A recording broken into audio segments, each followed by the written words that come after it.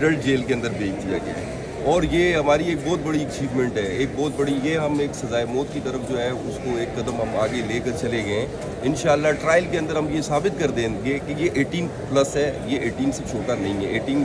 क्योंकि सर इस वक्त कोर्ट ने यानी कि अपनी डिस्क्रिशन इस्तेमाल की है इस केस के अंदर और हम तकरीबन यानी कि कन्विंस करने में हम कामयाब भी हुए हैं कि उन्हें इसे जो मुल्ज़िम है, जो दरिंदा मुल्ज़िम मैं कहूँगा, उसे जो है वो अडल्ट जेल के अंदर भेजा गया है और हम यानी कि इससे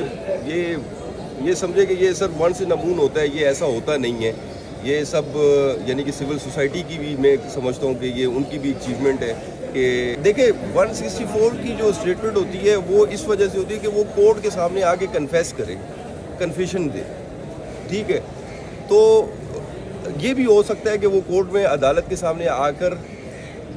मुकर जाए, तो लिहाजा पुलिस इसका रिस्क नहीं लेती, ये बहुत बड़ा फैक्टर जाता है फिर एक्यूज़ को, तो लिहाजा उन्होंने रिस्क नहीं लिया, उन्होंने 164 का स्टेटमेंट नहीं करवाया इसका। हर चीज़ वैसे भी सर एविडेंस, क्लियर एविडेंस है उसके खिलाफ और इंशाल्लाह डीएनए भी जो है ना वो 1 महीने के अंदर आ जाएंगे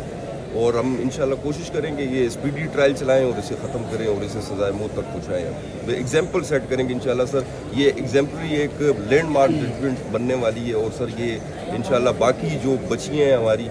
ये आइज़ल जो है ना उनके लिए एक बहुत बड़ा एक लाइम लाइट होगी जो उन्हें बचाएगी।